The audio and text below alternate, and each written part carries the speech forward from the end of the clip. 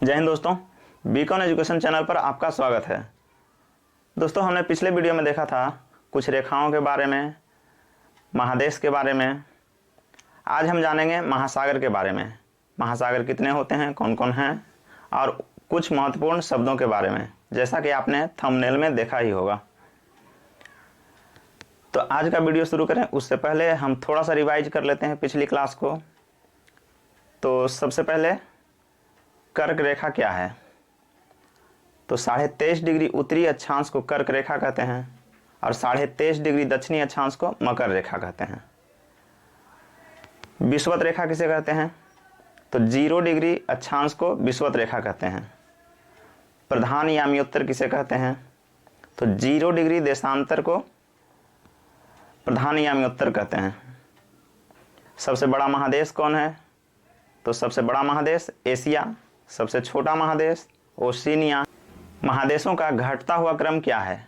घटता हुआ क्रम मतलब सबसे बड़ा से सबसे छोटा की तरफ चलना है। तो देखिए, सबसे बड़ा महादेश एशिया, दूसरा नंबर पर अफ्रीका, तीसरा नंबर पर नॉर्थ अमेरिका, चौथा नंबर पर साउथ अमेरिका, पांचवा नंबर पर अंटार्कटिका, छठा पर यूरोप और सातवां पर ओशिनिया। कौन कौन हो गया? Asia, Africa, North America, South America, Antarctica, Europe और ओशिनिया। तो आइए शुरू करते हैं हम आज की क्लास। देखिए, सबसे बड़ा और सबसे पहला महासागर जो है उसे कहते हैं प्रशांत महासागर। यहाँ पर आप ये मानचित्र देख रहे होंगे, इसमें जो है प्रशांत महासागर ये है, ये पूरा एरिया और इधर का ये एरिया प्रशांत महासागर है। तो देखिए, प्रशांत महासागर दोनों तरफ दिख रहा है। दोनों तरफ दिखने का इसका कारण है कि पृथ्वी को जब मानचित्र के रूप में बनाया गया तो उसे एक ग्लोब का आकार दिया गया। ग्लोब था गोल, कुछ इस जैसे हम देखते हैं, कुछ इस तरह का ये एक गोल आकृति है, इसे मान लेते हैं हम ग्लोब है। अध्ययन में सुविधा हो इसलिए क्या किया गया कि इस ग्लोब को बीच से खोल दिया गया। ये जो मानचित्र दिख रहा है इसमें प्रशांत महासागर को बीच से खोल दिया गया है। इसके माध्यम से समझते हैं। जैसे ये वाला एरिया जो हमने कलर किया है इसे हम मान लेते हैं कि ये प्रशांत महासागर है। अगर ये प्रशांत महासागर है तो यहाँ होता नॉर्थ अमेरिका, यहाँ होता साउथ अमेरिका, यहाँ एशिया, यहाँ ओशिनिया, यहाँ यूरोप और यहाँ अफ्रीका। इस तरह से होता। जब हम इसे बीच से खोलते हैं, बीच से खोलने पर मान लिया कि इधर है, तो बीच से जब हम इसे खोलें तो देखिए क्या हुआ। पलटने पर इसका आधा किनारा इस तरफ और आधा किनारा इस तरफ चला आया। तो पता चल गया होगा कि प्रशांत महासागर आधा इस तरफ और आधा इस तरफ क्यों दिख रहा है। अब देखिए, प्रशांत महासागर ये इधर इस तरह का है, इधर इस तरह का है, और जब हम दोनों को मिलाएंगे तो इसकी जो आकृति होगी वो त्रिभुजाकार। कैसे होगी इसकी आकृति? त्रिभुजाकार।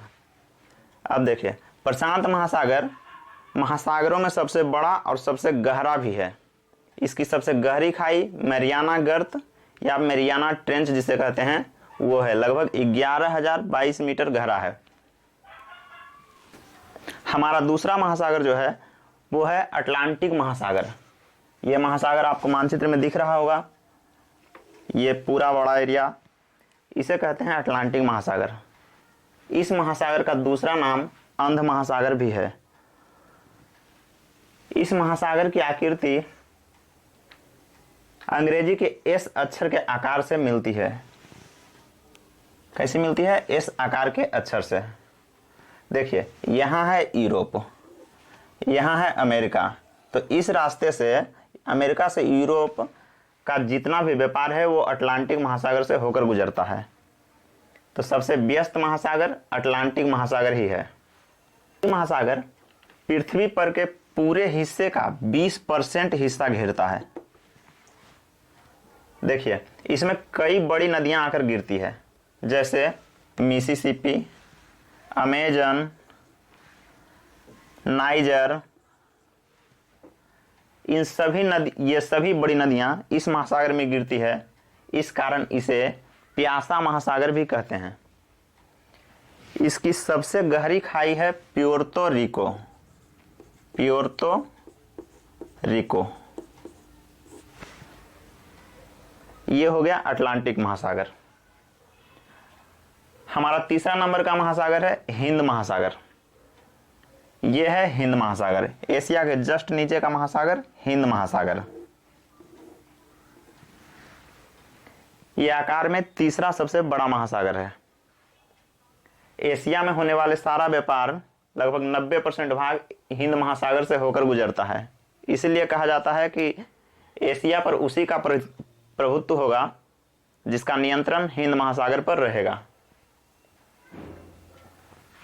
चौथा महासागर है उत्तरी ध्रुव के पास, ये वाला एरिया कहलाता है उत्तरी ध्रुव महासागर या आर्कटिक महासागर। ये चौथा नंबर का। तो मूलभूत महासागर 4 ही हैं, लेकिन हमारे कुछ भूगोलवेताओं ने क्या किया कि हिंद महासागर का ये वाला एरिया,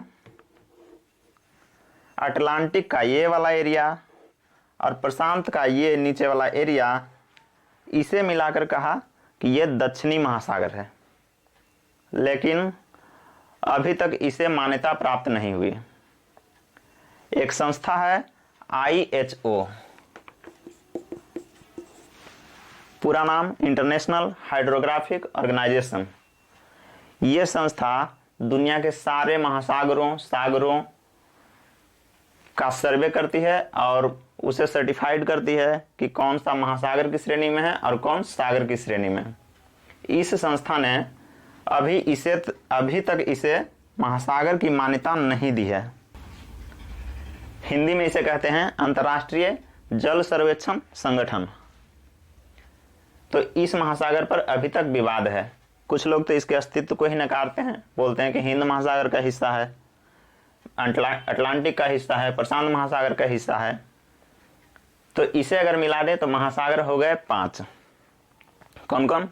प्रशांत महासागर, यहां से अटलांटिक महासागर, यहां से हिंद महासागर, यहां से दक्षिणी महासागर और ये उत्तरी ध्रुव महासागर या आर्कटिक महासागर।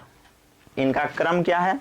सबसे बड़ा महासागर प्रशांत महासागर, दूसरा नंबर पर सबसे बड़ा महासागर अटलांटिक महासागर, तीसरा नंबर पर सबसे बड़ा महासागर हिंद महासागर। लेकिन अगर इसे हम महासागर मानते हैं तो ये चौथे नंबर पर आएगा, दक्षिणी महासागर। चौथे नंबर पर दक्षिणी महासागर। 5वां नंबर पर आएगा उत्तरी ध्रुव महासागर या आर्कटिक महासागर। देखिए ये सारे महासागर काफी बड़े बड़े हैं, तो इसे अध्ययन करने में या फिर किसी जहाज को अपनी लोकेशन बताने में सुविधा हो, इस कारण क्या किया गया कि इन दोनों महासागरों को बीच से आधा आधा बांट दिया गया। इस तरह से इसे बांट दिया गया, इस तरह से इसे। अब ऊपर वाले पार्ट को कहा गया, जैसे ये अटलांटिक महासागर है तो ऊपर वाले पार्ट को कहा गया उत्तरी अटलांटिक महासागर, नीचे वाले पार्ट को कहा गया दक्षिण अटलांटिक महासागर। उसी प्रकार प्रशांत महासागर में ऊपर वाले हिस्से को उत्तरी प्रशांत महासागर, नीचे वाले हिस्से को दक्षिणी प्रशांत महासागर। तो अब हो गए प्रशांत महासागर, 2 इधर 2 इधर, 4 हिंद महासागर, दक्षिणी महासागर और आर्कटिक महासागर, टोटल 7। कौन कौन महासागर हो गए? सबसे बड़ा प्रशांत, दूसरा ही अटलांटिक या अंध महासागर, तीसरा हिंद महासागर, चौथा दक्षिणी महासागर, 5वां उत्तरी ध्रुव महासागर। और प्रशांत महासागर में उत्तरी प्रशांत, दक्षिणी प्रशांत, अटलांटिक महासागर में उत्तरी अटलांटिक और दक्षिणी अटलांटिक। तो महासागर हो गए टोटल 7। तो आइए एक बार हम फिर से रिवाइज कर लेते हैं। महासागर घटते क्रम में, यानी कि सबसे बड़ा से सबसे छोटा की ओर। तो सबसे बड़ा महासागर प्रशांत महासागर, दूसरे नंबर का अटलांटिक महासागर, तीसरे नंबर का हिंद महासागर, चौथे नंबर का दक्षिणी महासागर, 5वें नंबर का आर्कटिक महासागर। और 2 प्रशांत और अटलांटिक के 2-2 हिस्से, उत्तरी और दक्षिणी, उत्तरी और दक्षिणी 2 इधर, यानी कि 7 महासागर हो गए। तो दोस्तों अब हम जानते हैं कुछ महत्वपूर्ण शब्दों के बारे में, जिसके बारे में जानना मानचित्र के अध्ययन में बहुत ही सुविधा प्रदान करता है। तो इस तरह का पहला शब्द है द्वीप। यहां पर लिखते हैं द्वीप। द्वीप किसे कहते हैं? तो कोई छोटा एरिया जो चारों ओर समुद्र से घिरा हो उसे क्या कहेंगे? द्वीप। जैसे श्रीलंका को ले लेते हैं, ये देखिए श्रीलंका चारों ओर समुद्र से घिरा हुआ है, क्या है? द्वीप। मालदीप यहां पर है, जो कि इस मैप में तो नहीं दिख रहा होगा। मालदीप क्या है? द्वीप। ऑस्ट्रेलिया देखिए चारों ओर से घिरा हुआ है, तो ये भी एक द्वीप है। अगर ये द्वीप बहुत सारे द्वीप एक ही जगह हो तो उसे कहते हैं हम द्वीप समूह। क्या कहते हैं? द्वीप समूह। जैसे मालदीप। मालदीप एक ऐसा देश है जो बहुत सारे द्वीपों से मिलकर बना है, यानी दरअसल में ये एक द्वीपों का समूह है। तो द्वीप हो गया, द्वीप समूह हो गया। हमारा अगला शब्द है महाद्वीप। महाद्वीप। तो महाद्वीप क्या होता है? तो कोई बहुत बड़ा एरिया जो चारों ओर समुद्र से घिरा हो उसे कहते हैं महाद्वीप। छोटा एरिया हो तो द्वीप, और जब कोई बहुत बड़ा एरिया हो तो उसे कहते हैं महाद्वीप। जैसे Asia, Africa, North America, South America, Australia, ये सब क्या है? महाद्वीप हैं। अगला हमारा शब्द है उपमहाद्वीप। उपमहाद्वीप। उपमहाद्वीप किसे कहते हैं? तो महाद्वीप का कोई हिस्सा अगर किसी कारण से उस महाद्वीप से कट जाए तो उस हिस्से को क्या कहेंगे? उपमहाद्वीप। यहां देखते हैं, जैसा कि यह है भारत। यह भारत है जो कि तीन ओर से समुद्र से घिरा है। इसके ये तीन ओर से समुद्र से घिरा है। भारत के ऊपर में है हिमालय। ये यहां से इस तरह से हिमालय है। भारत के जो पूर्वी सीमा है उसके बाद जो एक देश है वो है म्यांमार, और इस म्यांमार और भारत के बॉर्डर पर जो पर्वत है उसे कहते हैं अराकान योमा। उसके बाद इधर पाकिस्तान अफगानिस्तान बॉर्डर पर भी एक पर्वत है जिसे कहते हैं हिंदू कुश पर्वत। तो अब देखिए, भारत के एक तरफ हिमालय हो गया, एक तरफ अराकान योमा पर्वत हो गया, और एक तरफ हिंदू कुश पर्वत हो गया, और ये नीचे से तीन ओर से समुद्र से घिरा है। तो ये हिस्सा जो है एशिया के बाकी हिस्सों से कट गया है। उसी में रहते, एशिया में ही रहते हुए हिस्सा क्या हुआ? बाकी हिस्सों से कट गया है। तो इस हिस्से को कहेंगे हम लोग उपमहाद्वीप, यानी कि महाद्वीप का वो हिस्सा जो किसी कारणवश उस महाद्वीप से कट जाए। जैसे भारतीय उपमहाद्वीप में देखिए आता है भारत, पाकिस्तान, नेपाल, भूटान, बांग्लादेश। इस तरह से भारतीय उपमहाद्वीप में कितने देश होते हैं? 5। कौन कौन? भारत, पाकिस्तान, नेपाल, भूटान और बांग्लादेश। ये 5 द्वीप होते हैं भारतीय उपमहाद्वीप में। श्रीलंका देखिए भारत के नीचे है, लेकिन ये समुद्र से चारों तरफ से घिरा हुआ है और इस स्थल का भाग नहीं है, इसलिए इसे भारतीय उपमहाद्वीप में नहीं गिना जाता है। तो ये हो गया उपमहाद्वीप।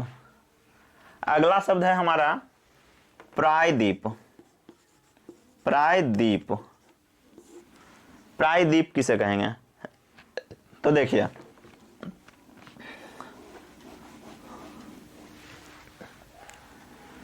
जब कोई एरिया तीन ओर से समुद्र से घिरा हो, हमने देखा कि चारों ओर समुद्र से घिरा हो तो उसे द्वीप कहेंगे, लेकिन जब तीन ओर से समुद्र से घिरा हो तो उसे कहेंगे प्रायद्वीप। जैसे देखिए, यह है अरब प्रायद्वीप। इसके एक तरफ लाल सागर, एक तरफ अदन की खाड़ी, एक तरफ फारस की खाड़ी और ओमान की खाड़ी, यानी कि ये पूरा एरिया इसका जो है ये तीन ओर से समुद्र से घिरा हुआ है। तो इसे क्या कहेंगे? प्रायद्वीप। सबसे बड़ा प्रायद्वीप भी यही है, अरब प्रायद्वीप। दूसरा उदाहरण देखते हैं कि यह है भारत। भारत भी एक तरह से प्रायद्वीप है, क्योंकि देखिए इसका ये वाला हिस्सा, ये नीचे वाला हिस्सा और ये वाला हिस्सा, ये तीनों हिस्सा समुद्र से घिरा हुआ है। इसलिए भारत को भी एक प्रायद्वीप की श्रेणी में रखा जाता है। हमारा अगला शब्द है अंतरीप। अंतरीप यानी इसे कहते हैं अंतरीप। तो जब कोई बड़ा एरिया तीन ओर से घिरा हो तो उसे हम लोग कह रहे थे प्रायद्वीप, लेकिन अगर वही कोई छोटा एरिया तीन ओर से घिर जाए पानी से तो उसे कहेंगे हम लोग अंतरीप। तो बड़ा एरिया में प्रायद्वीप और छोटा एरिया में अंतरीप। अगला है हमारा खाड़ी। अगला शब्द है खाड़ी। तो खाड़ी किसे कहेंगे? तो देखिए, जब समुद्र का पानी स्थल में अंदर की तरफ घुस जाए, इस तरह से देखिए, यह समुद्र है, हिंद महासागर है, इसका पानी जो है ये स्थल है, इधर भी स्थल है, इधर भी स्थल है और इसमें घुस गया है। यानी कि इधर भी स्थल है, इधर भी स्थल है और यह समुद्र का पानी इसमें घुस गया है, तो इसे क्या कहेंगे? खाड़ी। खाड़ी दो प्रकार के होते हैं, एक को कहेंगे हम लोग बे और एक को कहेंगे गल्फ। तो बे किसे कहेंगे? जब ये एरिया बड़ा हो, जब किसी बड़े एरिया में समुद्र का पानी घुस जाए तो उसे कहेंगे खाड़ी, और जब किसी छोटे एरिया में समुद्र का पानी घुस जाए तो उसे कहेंगे गल्फ। बड़े में बे और छोटे में गल्फ। हमारा अगला जो शब्द है वो है बाइट। बाइट या बाइट।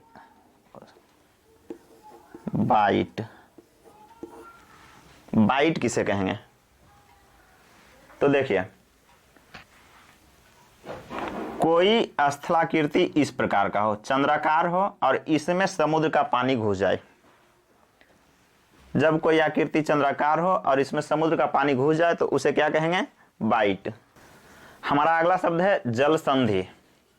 जल संधि किसे कहेंगे? तो देखिए, जब दो बड़े सागरों या महासागरों को एक पतली जल की एक पतली पट्टी मिलाए, पतली पट्टी मतलब संकरा रास्ता, उस पतली पट्टी या संकरे रास्ते को हम लोग कहेंगे जल संधि। अब हम लोग देखते हैं अगला शब्द है, एक शब्द है स्थल अवरुद्ध देश। स्थल अवरुद्ध देश। स्थल अवरुद्ध देश या इसे कहते हैं लैंड लॉक्ड कंट्री। ये लैंड लॉक्ड कंट्री कौन है? तो वैसा देश जिसकी कोई भी सीमा समुद्र से नहीं मिलती हो, उसे कहेंगे हम लोग स्थल अवरुद्ध देश। यानी कि उसके चारों ओर स्थल होंगे, कोई भी सागर या महासागर नहीं होगा। जैसे ये देखिए, यहाँ है भारत, यहाँ है नेपाल। तो नेपाल तीन ओर भारत से घिरा है, एक और चीन से घिरा है, यानी कि इसके चारों तरफ कोई भी समुद्र नहीं है। तो नेपाल क्या है? लैंड लॉक्ड कंट्री है। उसी प्रकार अफगानिस्तान, मंगोलिया, ये सब क्या है? लैंड लॉक्ड कंट्री की श्रेणी में आते हैं। हमारा अगला शब्द है बफर कंट्री। Buffer country. तो देखिए, बफर कंट्री, जब दो बड़े देशों के बीच में कोई छोटा देश आ जाए तो उस छोटे देश को हम लोग बफर कंट्री कहेंगे। जैसे नेपाल का ही उदाहरण ले लें, तो इसके एक तरफ चीन जो कि एशिया का सबसे बड़ा देश है, एक तरफ भारत जो कि एशिया का दूसरा सबसे बड़ा देश है। इन दो बड़े देशों के बीच में नेपाल एक छोटा देश है, तो नेपाल को हम लोग कहेंगे बफर कंट्री। ठीक है, ये हो गए हमारे कुछ महत्वपूर्ण शब्द। अब आइए एक बार रिवाइज कर लेते हैं। तो सबसे बड़ा महासागर प्रशांत महासागर कहाँ था? यहाँ इस किनारे और इस किनारे। दूसरा नंबर का महासागर जो था वो हमारा कौन था? अटलांटिक महासागर। उसकी आकृति कैसे थी? एस आकृति। ये अटलांटिक महासागर। तीसरा महासागर कहाँ था? यहाँ था, ये जो था हिंद महासागर। चौथा महासागर कहाँ था? तो ये पूरा नीचे वाला एरिया चौथा महासागर, यानी कि दक्षिणी महासागर इसे कहते हैं। पांचवा आर्कटिक महासागर या उत्तरी ध्रुव महासागर, ये उत्तरी ध्रुव के पास ये वाला महासागर। प्रशांत, अटलांटिक, हिंद महासागर, दक्षिणी महासागर और उत्तरी ध्रुव महासागर या अटलांटिक महासागर। ये देखिए चारों ओर से पानी से घिरा एरिया क्या कहलाता था? द्वीप। इसे अंग्रेजी में कहते हैं आइलैंड। जब एरिया छोटा होता है, जब कोई बहुत बड़ा एरिया हो उसे कहते थे महाद्वीप यानी कॉन्टिनेंट। महाद्वीप का ही कोई हिस्सा किसी कारणवश उससे कट जाए उसे हम लोग कहते थे उपमहाद्वीप यानी सब कॉन्टिनेंट।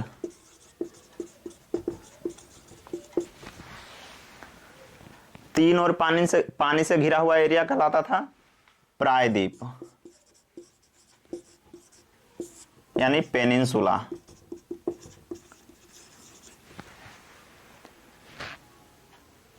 तीन और पानी से घिरा हुआ बड़े एरिया को हम लोग क्या कहते थे? प्रायद्वीप। जब एरिया वही छोटा हो जाता था उसे कहते थे अंतरीप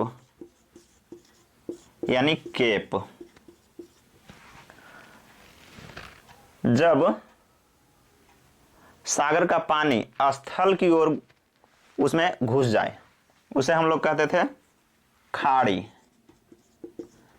खाड़ी में जब ये एरिया बड़ा हो तो इसे हम लोग कहते थे बे, और जब ये एरिया छोटा हो तो इसे हम लोग कहते थे गल्फ। जब कोई चंद्राकार स्थलाकृति में सागर का पानी घुस जाए इस प्रकार के आकृति में, इसे हम लोग कहते थे बाइट।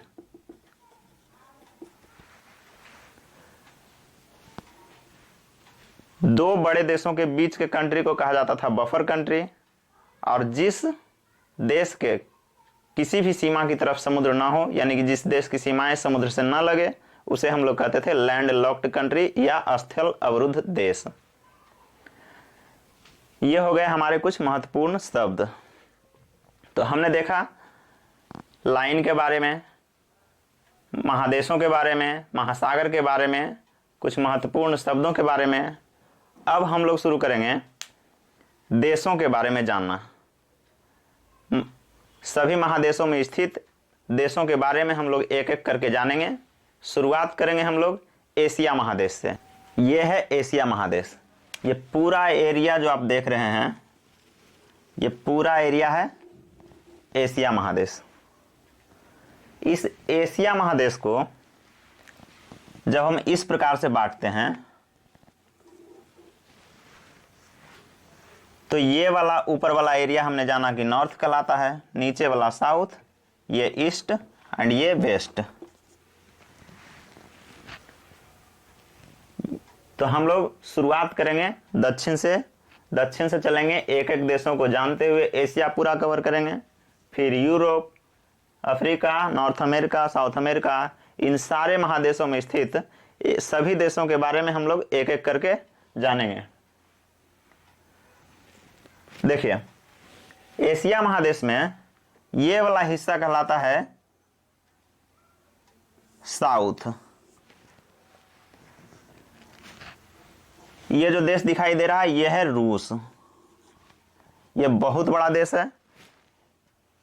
इस देश का 75% हिस्सा एशिया महादेश में आता है, लेकिन इसकी राजधानी मॉस्को यूरोप महादेश में पड़ता है, इसलिए रूस को एशिया का देश नहीं कहा जाता, उसे यूरोप के देशों में गिना जाता है।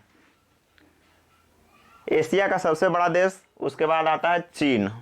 तो चीन जो है एशिया का सबसे बड़ा देश है। दूसरे नंबर पर एशिया में भारत है। तीसरे नंबर पर सऊदी अरबिया। एशिया के दक्षिण में स्थित देशों ने अपना एक एसोसिएशन बनाया, यानी कि एशिया के दक्षिण में जो स्थित देश हैं उन्हें हम लोग कहेंगे South Asian country. South Asian country. इन देशों ने क्या किया कि आपस में मिलकर अपना एक एसोसिएशन बनाया। एसोसिएशन किस लिए बनाया? तो रीजनल कोऑपरेशन के लिए। रीजनल कोऑपरेशन के लिए साउथ एशियन देशों ने आपस में एक एसोसिएशन बनाया। किस लिए? रीजनल कोऑपरेशन के लिए। इसे कहा गया शॉर्ट फॉर्म में सार्क। क्या कहा गया? सार्क। सार्क का फुल फॉर्म क्या होगा? South Asian Association for Regional Cooperation. SAARC में आते हैं 8 देश। एशिया के दक्षिणी हिस्से में बसे 8 देश। कौन कौन? तो यहां पर है मालदीव, श्रीलंका, भारत, पाकिस्तान, अफगानिस्तान, नेपाल, भूटान और बांग्लादेश। सार्क की जब स्थापना हुई थी, सार्क की स्थापना हुई थी 1985 में। 1985 में जब सार्क बना तो उसमें 7 देश थे। अफगानिस्तान इस ऑर्गेनाइजेशन का सदस्य नहीं था। 2007 के बैठक में अफगानिस्तान को भी इसका हिस्सा बनाया गया, जिससे सार्क में कुल देशों की संख्या 8 हो गई। इसमें आने वाले देश हैं मालदीव, श्रीलंका, भारत, पाकिस्तान, अफगानिस्तान, नेपाल, भूटान और बांग्लादेश। हिंदी में इसे कहते हैं दक्षिण एशियाई क्षेत्रीय सहयोग संगठन, यानी कि दक्षेस। यह हो गया सार्क। सार्क की स्थापना कब हुई? 1985 में। सार्क में कितने देश हैं? 8। शुरुआत में कितने थे? 7। सबसे लास्ट में सदस्य कौन बना? अफगानिस्तान। यह हमने जाना सार्क के बारे में। अब हम जानना शुरू करेंगे इन देशों के बारे में एक एक करके। शुरुआत करेंगे हम लोग मालदीव से। मालदीव से शुरुआत करके श्रीलंका, भारत, पाकिस्तान से होते हुए सारे एशिया के में बसे हुए देशों के बारे में जानेंगे। तो इस वीडियो में दोस्तों इतना ही। अगले वीडियो में हम लोग मिलते हैं कुछ देशों के साथ, उनके बारे में कुछ महत्वपूर्ण जानकारियों के साथ। तब तक के लिए धन्यवाद।